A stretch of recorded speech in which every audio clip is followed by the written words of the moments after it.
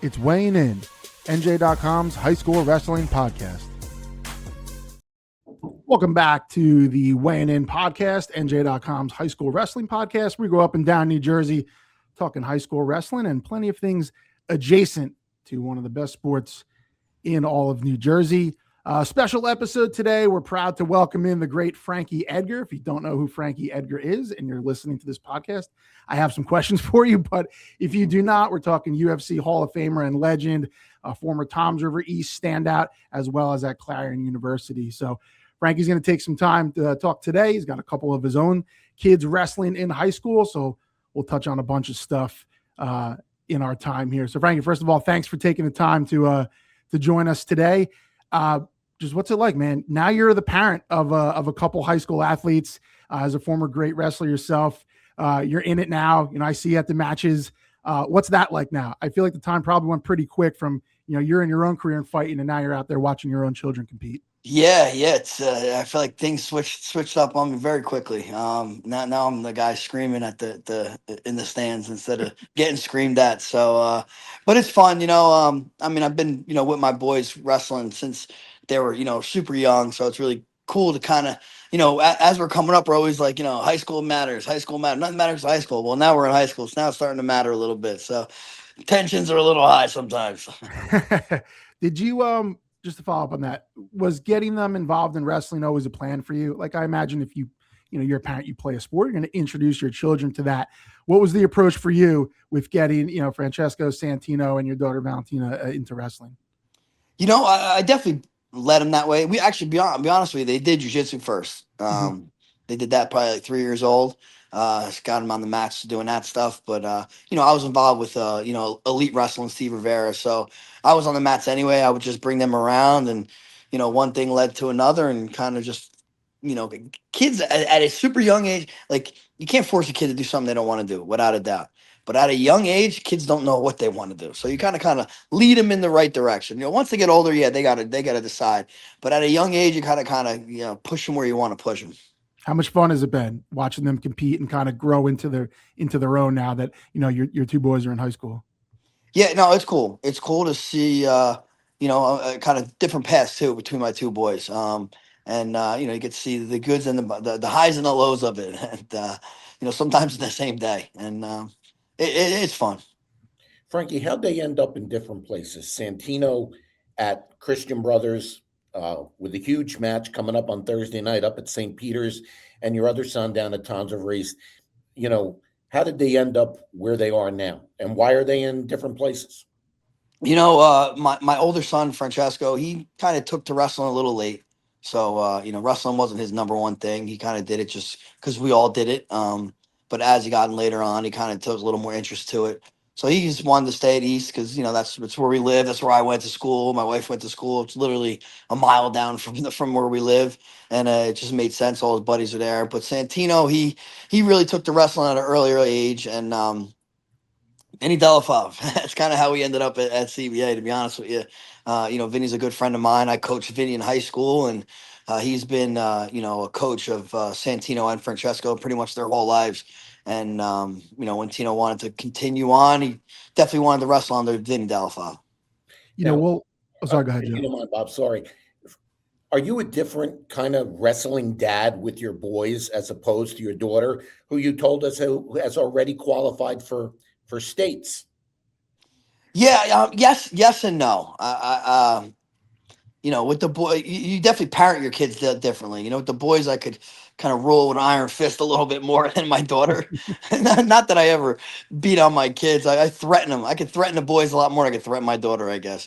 A lot of empty threats, to be honest. But at least I could back it up a little bit with the boys. My daughter, she kind of has me wrapped around her finger a little bit, so a little tougher. You know, Frankie, I want to get into, you know, your career and all that you accomplished. And, you know, go back to high school. You know, you wrestled at Toms River East, one of the best kids in the state at your weight class, 2-time state medalist. You were a runner-up as your junior. You go to Clarion. You have a very successful career there. At what point did, you know, getting into mixed martial arts become, you know, the real option for you? Was that something you always thought about? Or is that something that, you know, as you started to get, you know, out of college or whenever it was where you started thinking about taking that seriously as a career? Yeah, honestly, I had no idea about it as I was coming up. Even in college, until my senior year of college, that's when the Ultimate Fighter was on Spike TV the first season, and obviously all my teammates would get together and we'd watch it. And there's a couple kids on that. Well, one kid rather, Josh Koscheck, who Yeah. wrestled for Edinburgh. We wrestled Clarion, so we wrestled. I've seen that kid 3 times a year. Our team would compete against him. So I was like, oh, it's a familiar face. And now that I seen, I'm like, if he could do it, this might be an option. And I didn't know I was going to do it for a career, but I knew I definitely wanted to get in there and train and at least fight once. I didn't know it was going to be an option to do as a living. So that was just Frankie, kind of, hey, there's this thing. Let me try it out.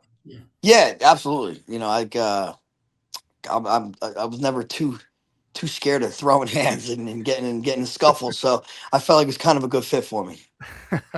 What do Frankie, you remember? Oh, sorry, go ahead, Joe. Frankie, you talked about after you lost in the blood round of your senior year at Clarion. You said it left a bad taste in your mouth. What did you mean by that? Was it just the suddenness that all those years of wrestling was done? That, and I didn't accomplish what I set out to do. I wanted to be a national champ, really. But even All American, that might have been qualified enough to say, all right, accomplish something I set out to do. But when when I didn't, lost that super close match and all this, and yeah, it really, I remember walking home from the stadium that night and like saying, I wish someone would type of feeling, and that's what I mean. It left a bad taste in my mouth. That I was just like say. Like, I wanted to compete still. I still wanted to be an athlete, but I didn't want to wrestle at that moment. Wrestling is so difficult, and obviously fighting is as well. I imagine a lot of parallels between the two. I think that's why we see a lot of crossover, as you well know. How does wrestling, really, no matter how successful you are, but just going through it, being a wrestler, putting in everything that it takes to be competitive in the sport, how much did that prepare you for your MMA career and just kind of life in general? Yeah, the ups and downs of wrestling. Like I said, I set out for these goals. I did everything in my power to achieve them, and I didn't. So this teaches you with dealing with disappointment and not getting what you want, and you could pack it up and never do it again, or just get back on the horse and see if you can accomplish it. And that's kind of what I just I may have not accomplished what I wanted in fighting or in wrestling, but just having that drive that wrestling taught me, I was able to direct it into fighting, and then eventually I accomplished the goals that I needed to. Frankie, Okay. Frank, when you started in this, did you have any idea what you were getting into? Can you talk a little bit about the first time you felt pain, and did you ever get into a situation or a fight, maybe the first time where you actually hurt somebody and knew you did? Did that bother your mind at all? Uh, no, well, I'll give you my first fight in my first ever sanction. Like we'll say, it was actually an unsanctioned fight. My first MMA fight, not a street fight. My first MMA fight. I took the fight on probably 2 weeks' notice. I was only training for 2 weeks, probably. And I drove up to the city. It was in the Bronx. This is when MMA was illegal, so this was an unsanctioned fight. I'll never forget. It was a hot summer day. I drove all the way up on a Sunday after working all day Saturday, digging holes as a plumber. I end up going there. Somehow I'm the main event. There's no weigh-in. There's no ambulance. There's nobody wrapping my hands. There's just you're going in there, and there was going to be one 15-minute round. No, like 5-minute round. No, one 15-minute round. The bell's going to go, and you're going to go. And I just said yes to everything. I said, all right, yeah. I knew I wanted to try this. So let's rip that Band-Aid off type thing. And I went in there. He's from New York. This was in New York. Everyone's screaming for my demise. I mean, my father was literally on the ring. This is how intimate it was. He was grabbing the ropes on the ring that I was fighting in. And I go out there. We start scrapping a little bit. He grabs me in a tie clinch, grabs me by the head and slams his knee into my face. And that definitely felt some pain there. I shook it off and was like, I can't go out this way, And I ended up running after him, scrapping a little bit, wrestling a little bit. I actually headbutt him because there was no rules at all.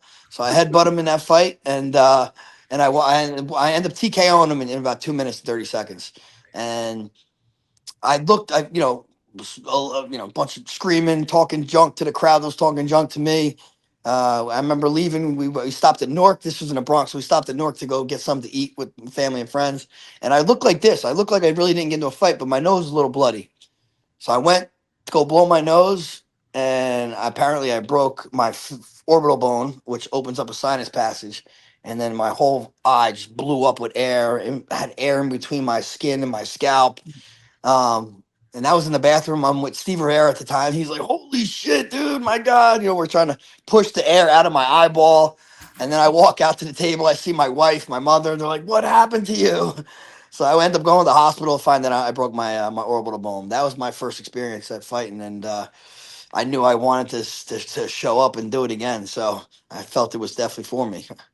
What about getting kneed in the face twice made you want to do it again, Frankie?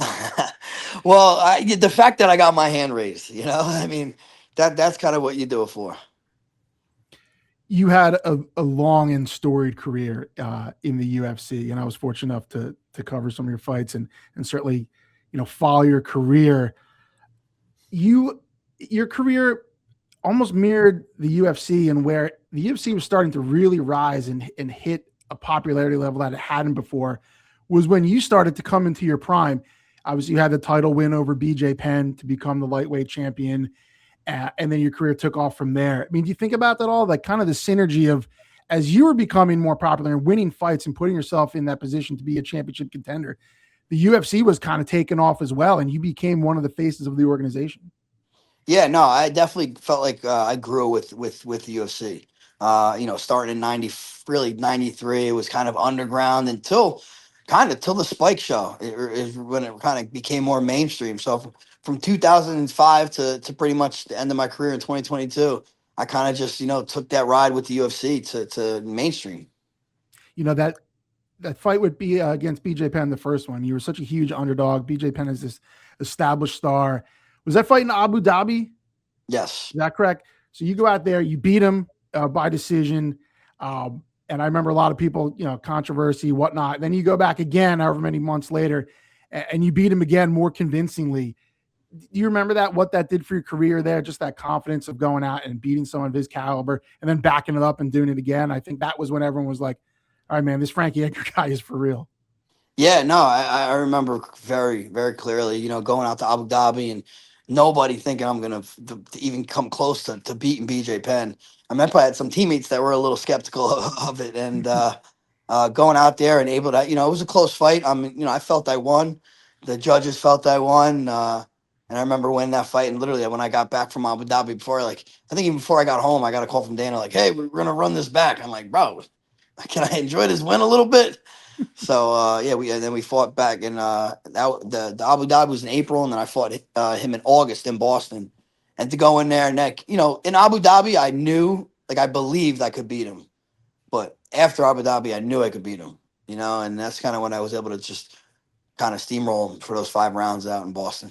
Yeah, and then you ended up fighting him a third time and winning by TKO, I believe. So yeah, the results got better and better for you. Yeah, I think I might have been the first person to stop BJ, at featherweight. I think you're Frankie, right. 5 or 6 years from now, one of your sons, both of your sons, heck, even your daughter, come to you and go, "Dad, I want to go into the family business."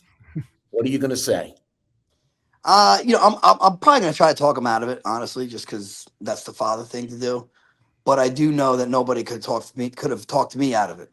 So as long as they do it the correct way and they prepare the correct way, I'll support them as much as I can. But fighting is, in wrestling, the worst things that happen, you get pinned. It's not the end of the world.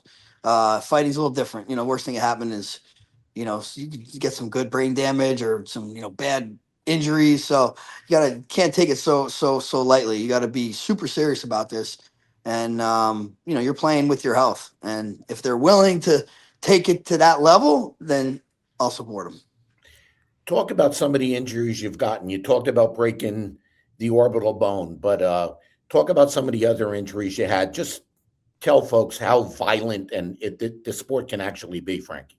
Yeah, I can't even count how many times I've broken my nose. I don't even really deal with it anymore. I just know it's a given. After every fight, I'm gonna have a broken nose. I broke my face, my orbital bone 3 times, 2 on one side, 1 on the other. I've had 2 back surgeries. I've had groin surgery, and I had a hip replacement. How are you Sounds like feeling one now? I yeah. How feel you good, feel? honestly. I feel good. I mean, I fought after the back surgeries and the hip. I think I had those surgeries in the same year, and I fought. I think 6 months after getting hip surgery. So, um, yeah, I feel good. I feel pretty good, considering. Frankie, you mentioned Steve Rivera before. Steve, the father of Sebastian Rivera, state champ for Christian Brothers. Obviously wrestled collegiately with All-American, Northwestern, and Rutgers. World bronze medalist in the Olympics. But Steve's been correct me if I'm wrong here, but Steve's been your wrestling coach since you were a kid. Mark Henry was your striking coach. Ricardo Almeida, your jiu-jitsu coach. Were those guys your coaches pretty much all the way through since you started to the end? Yeah, absolutely. Yep. What kind of, I'll start with Mark. I mean, obviously you had the wrestling base, but you became known so much for your striking and just your pinpoint precision, and not having that as your base. I mean, how much did Mark Henry mean to your career and just kind of taking that knowledge and translating it into the octagon? Yeah, I mean, he's the one that got my boxing and my stand up on point. He ended up being, even though he's the striking coach, he ended up being my head trainer. He just is a super obsessive guy. Really, really, jumped into the sport. And I mean, he would come up with the game plans. He would watch so much tape.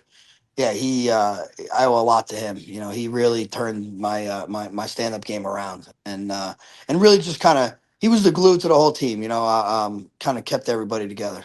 And on Steve Rivera, again, Steve's owner of Elite Wrestling. He's been around for a long time. Was a standout wrestler himself at Manalapan, then at TCNJ. What was it like seeing Sebastian come up, who I'm sure you knew since he was born, and watching him accomplish all the things that he accomplished, culminating with that world bronze medal at the Olympics? It's just amazing to see. Obviously, Steve was my first wrestling coach, literally, and I I knew Steve before Sebastian was around. When Sebastian was born, it's kind of fun. I say I remember beating up on Sebastian for messing with his sister. I was like now he gives it back to me. So um, it's very cool to see everything come full circle. Like I said, Vinny Delafav, I coached him. He was with Steve, coached him. He coaches my kid now, and Sebastian works out with my kid. It's it's a fairy tale almost how we have it down here. We got such a good system and a good we say it takes a village, and it really does take a village, and we got some of the best people around to to accomplish goals. Frankie, you went from wrestling and then you added the jiu-jitsu and the striking to your repertoire. Interestingly, I found that you started your kids out in jiu-jitsu. Was that something you learned, from your career, that you thought they should do it in reverse? You don't know, it's just that I felt like at wrestling they don't really start till 5 years old, but jujitsu you start at 3-4 years old. So I just thought it was just something to get them going, and just get anytime you get your kid on the mat, I say do it. The earlier the better. Frankie, you're a nice guy. Where did that animal who got in the ring and, you have to try and hurt the other guy? Where does that come from? How did you throw that switch, or how did you turn it on and off? Yeah, it was never personal for me. I just wanted to hurt you because I wanted to win. And if hurting you makes me win, then it's game. Because you're trying to, they want to beat me too. And the way to beat me is by hurting me. So if it's going to be me or you, I'll take my side all the time. Do you find there's more often than not, there's a camaraderie where I know a lot of stuff can be said pre-fight. Sometimes the stuff does become personal, I'm sure. But do you find most of the time after the fact, we see it all the time, guys will hug it out after a fight, but even beyond that, down the line, are guys pretty friendly with each other where it's just, it's a business and you're trying to compete when the bell rings, and after that guys are generally cool with each other? Or is it different than that? No, for me, everything's business. There's no bad blood. Never. I mean, I may have gotten words here and there, but it's short lived and never lasting. Honestly, I've never met a bad person in the sport. Maybe a few people here and there that cross the line, I think. But even still, even crossing the line, I feel like they can always bring it back to something civil. What does Frankie the dad, have you told your kids about fighting? I mean, in school or anything like that? You know, you're a legendary scrapper. Yeah, well, I mean, definitely not. Don't look for a fight. I know my dad always told me, say, if someone hits you, you hit him back. I kind of have a different thing. Like, don't let nobody hit you. If someone gets into your space, you hit them first. But let's try to avoid. We could avoid that with at all costs. But if someone does get into your space and you feel threatened, you got to defend yourself. I have Does no your problem wife with that. agree with you? Does your wife agree with you? 100%. 100%. Yeah. Frankie, is she the one person you might be afraid of? Well, yeah, of course. Of course. Good stuff. Frankie, you've said, in previous, interview stories that you consider yourself a true mixed martial artist. What do you mean by that? Is that, I can go out there and if I have to go grapple with the best grapplers, I could do that. If I have to strike with the best strikers, I can do that. If I have to wrestle with the best wrestlers, I can do that. I think that a true mixed martial artist can kind of touch all facets of the game and be successful wherever the fight may go. Frankie, I'm going to ask you a question about your high school coach, Warren Reid. And we were talking before it, and you think Warren just turned 80 years old and his passion has not wavered one bit. What did, the way Warren taught you, how did that impact your entire career? And what was it like wrestling for this curmudgeon? Yeah, Reed is old school, man. I love. He's old school. He's meat and potatoes, and something he always is never feel. Don't feel sorry for yourself. Feeling sorry for yourself ain't gonna get none. You get what you get what you get. In other words, you're gonna put the work in. You're gonna get whatever work you put in is what you're gonna get out. If you don't put enough work in, you're not gonna get much out of it. And Reed always Reed's practices were notoriously long and hard. And if you did everything in his practice, you will 100% be ready to wrestle, without a doubt. I take it that stayed with you right through MMA too, about the preparation part. Yeah, of course. That's one thing. That's the only thing you can control, really, is how you prepare. You don't know how you're going to show up that day. You don't know how you're going to feel that day. You don't know what the weather's going to be like that day. But you can decide how you prepare. Did you prepare for that moment? And we've all heard our Warren Reid stories over the years, and talking to, I think it was Vinny Delafave, just telling me a story about how, as rough as the exterior is for him, and demanding as a coach and all those things, because he did it himself as a standout. There was that maybe not softer side, but a very supportive side to him. I think it was Vinny telling me, one time he was having trouble cutting some weight. It was a hard cut, and Warren said, "Come on, kid, I'll do it with you." And cut like the same amount of weight, however old he was. Was that the part that people maybe didn't see, how he really supported all his guys? Yeah, for sure. I mean, everyone sees the hard, rough around the edges, Mr. Reid, but he cares about his guys 100%. That's why you see all the alumni, speak so highly of him, and we all consider him a legend. He's everything that wrestling is about. Tell people just how good a wrestler Warren Reid was. 3-time All-American at Oklahoma. John DeMarco says, legendary Tonsor South coach, says, nobody knows more wrestling than Warren Reid. Tell people just how good and how deep his knowledge is. Oh, I mean, he's just been around it forever. I remember, when I was young, and so, Jesus is 96 or something, going in that room, watching him, not even paying attention, kind of watching everybody while he's wrestling Louis Cito, who is, remember, Louis Cito was an 89-pound monster, and he's just toying with this guy. And I'm like, man, Reid had to be in his 50s at this moment, and he's just toying with this kid. So I was blown away, and even when I wrestled him a couple of times, man, I felt like he's like picking me up with his legs and I'm hanging off his feet. Yeah, he's just a legend in every sense of the word. Is it cool to have your oldest son, Francesco, being, I think Warren was still the head coach when he was a freshman, correct? And now he's been an assistant the last couple of years. Is that cool to have him now being coached by the same person who coached you? Yeah, it's awesome, man. I still go in the room, still help out. I'm at the matches, yelling in the stands now. So, yeah, I'm still in the mix. Frankie, what kind of wrestling dad are you? Are you the kind, Santino, for example, he didn't wrestle great in the short conference final and lost 2-1, but he came out last week against Southern and was a buzzsaw. How do you work that as a parent, Do you let some time pass before you talk to him, or do you go right up to him and correct what was, you thought was wrong? There you go. I think you just gotta take a situation and approach it kind of depending on how it goes. If I feel like he's a little hot headed coming off the mat, maybe I'll give him a little bit. But if I'm a little hot headed, sometimes I don't give him the time.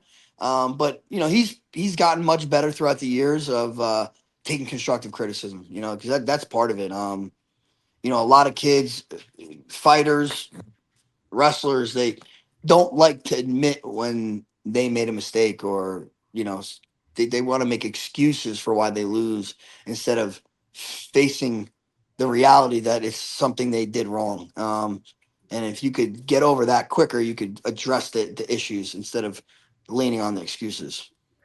Talk a little bit about what was your dad like as a wrestling dad, Frankie? He wrestled actually. My stepfather, he wrestled. He took third in the state for Clark back in a long time ago. But he knew wrestling a little bit. Definitely not like the knowledge that my kid had, my kid I have for my kid, but enough to kind of be annoying. You know what I'm saying? And and ride me a little bit, but still a little past his prime. I'm gonna get nostalgic for a second. I mean, Joe and I are short conference guys like yourself.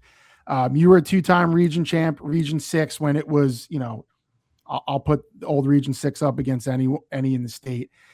How difficult was it going into those tournaments, knowing how the talent around you in your weight classes, and how much camaraderie was there between all the short conference wrestlers, like in your own region, then you guys going down to states? It just, when it was like that, when the whole shore was in that one region, it just seemed a little different. It seemed like you got down to states and like everyone was kind of pulling for each other as long as you didn't have to wrestle them, and kind of everything that went along from being with Monmouth and Ocean, being from Monmouth and Ocean counties. Yeah, it's still, like you said, one of the best, if not the best in the area. And that's kind of why I like the short conference tournament, because it's a little bit throwback of the old Region 6. Yeah, I mean, I remember my junior year. I mean, I don't know. There might have been 7 or 8 guys from Region 6 in the state finals. You know what I'm saying? So that's kind of unheard of. And I kind of don't like the fact that they went away from that design. And I think that's why Region 6 was so tough, because it was a dog-eat-dog world, and the cream rises to the top.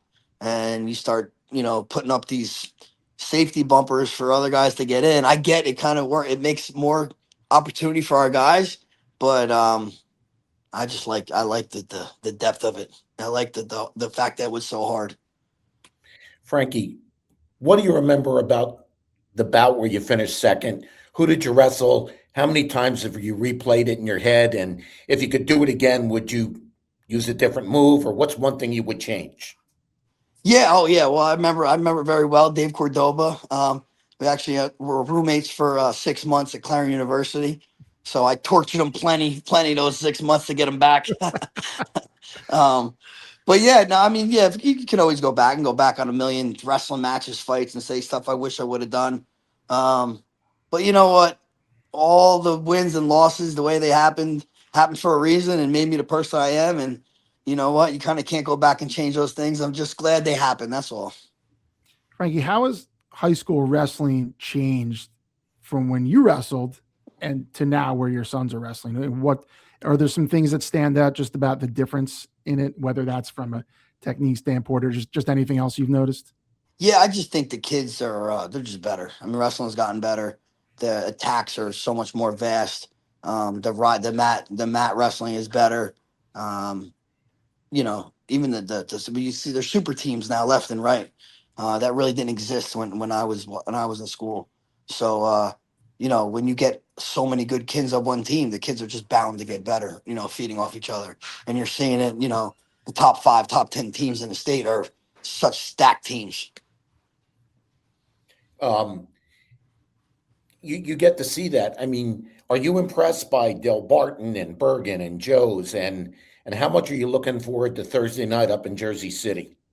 Yeah, I mean, I love watching these matches. It's cool. I get to be a part of it now with my son, and I believe that match is going to be on Flow. So I know they got a little history between the two schools, and I hear it's definitely a hostile environment up in Jersey City. So I mean, I'm fired up, man. I go into these things like I'm about to compete.